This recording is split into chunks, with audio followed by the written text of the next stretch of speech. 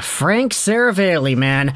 I'm very happy that Daily Faceoff is back with all their regular scheduled programming because it makes me a lot more engaged in some of the more low-key stories around the National Hockey League. Always a big fan of the Daily Faceoff crew and what they do, and as a result, we're going over one of the stories that was reported by Frank Seravalli earlier in this week regarding the Vancouver Canucks and where they're trying to go with their salary cap. Take a look at this. It is an article on dailyfaceoff.com published on October 3rd. Icebreakers. The Vancouver Canucks are actively working to trade Micheal Ferland's contract. Seravalli talks about the Penguins' overcrowded blue line. The Canucks are looking to move Ferland's contract, and the Chychrun and LTIR trade talks are highlighted too. Link will be in the description if you want to go ahead and read this article in full, but essentially what this article does is it talks about what was said on the recent edition of the Daily Faceoff live show. This is pretty much their segment where the video crew goes out there and flexes their graphic design choices, but Seravalli on the show went out there and talked about a few of these things.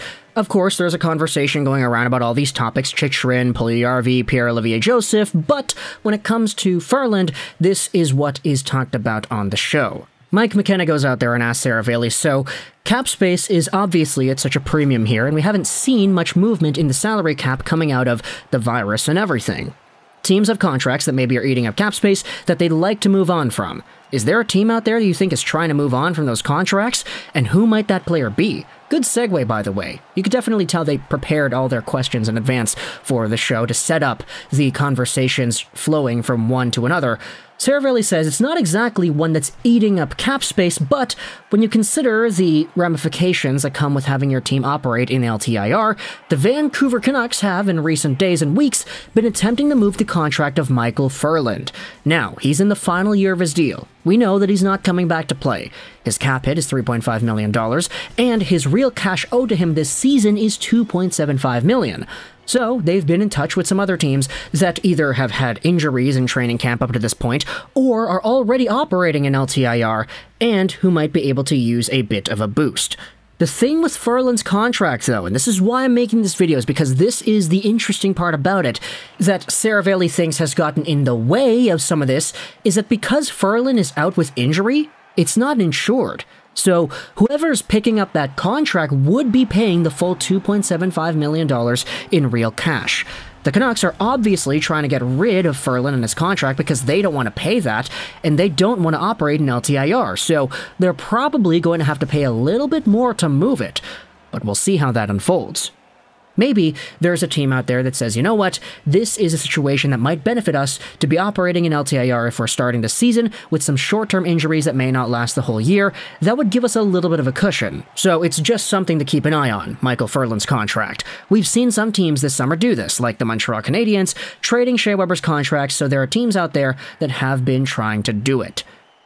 Essentially, what Seravalli is talking about here is that the Vancouver Canucks do not want to start this season off using the long-term injury reserve. Now, I'm going to be honest, I'm not smart enough to understand why it's a problem, but if I had to try to verbalize it in my 5-year-old simpleton mind, it appears that using the LTIR comes with certain financial setbacks that the team would just prefer not to end up using. Now, sure, there are some benefits to LTIR because it allows you to spend more money on players that you can acquire and add to your cap. After all, the LTIR allows you to go over the salary cap limit by the AAV amount of the player who is on LTIR. So in theory, Ferland, if he's on the LTIR, the Canucks have a $3.5 million pillow that is added onto their cap space that they're allowed to go over the cap by. But I guess you could say, hey, if the Vancouver Canucks add a player, for example, that's $3.5 million, and they're $3.5 million over the cap, next season, Ferland's going to be expired, and you could say that there might be certain ramifications that kind of holds the team back in that way. It's just kind of a hassle that they wouldn't want to deal with. Furthermore, the Vancouver Canucks cap space problem right now isn't really because they need more space, it's because they have too many guys that are making significant money. Like, sure, keeping a player like Ferland allows them to be cap compliant by adding that pillow to the LTIR, but if they could find a way to shell out other cap space elsewhere, they're not going to go out there and say no to that. The team is already kind of messed up with the cap anyway, without Ferland's LTIR situation taken into account. Furthermore, if there is just a $2.75 million in regular money that needs to be paid out to this guy, obviously the Vancouver Canucks are not going to go out there and say, yeah, okay, we'll just eat it up. $2.75 million is not an insignificant amount of money, and it appears that that is also the reason why it's a little difficult to trade him away right now in the first place, because other teams might not say, okay, that's an amount that we're willing to pay.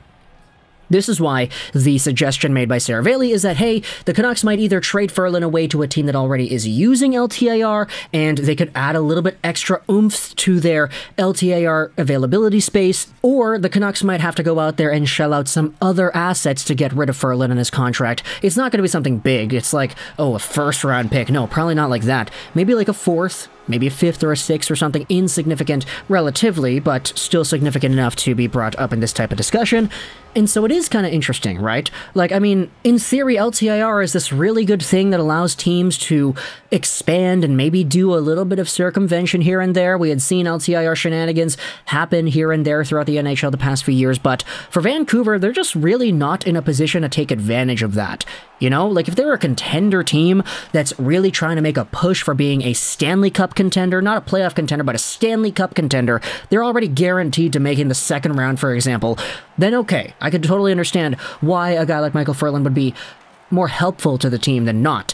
But the Canucks are not in that territory. You can't guaranteed say that they're going to be a first-round, second-round caliber team. They still need to make the dance. So having guys on the LTIR, while you're still trying to free up other cap space elsewhere, it doesn't really feel like the most appropriate way to traverse your season. So I could understand why the Vancouver Canucks are coming at this angle from this perspective, but either way, you can let me know your thoughts in the comment section below about the Canucks trying to trade away Ferland's contract. Just a little bit of a note as well, I am, as I said earlier, not smart enough to understand why everything is working the way it is, so if I said stuff that is completely wrong, I'm out to lunch, I'm on Mars or something, talking about this cap mumbo-jumbo that doesn't make any sense, then please, anybody go out there in the comments and correct me on what the current situation is and why the Canucks would not want to have a guy like Ferland on their team anymore either.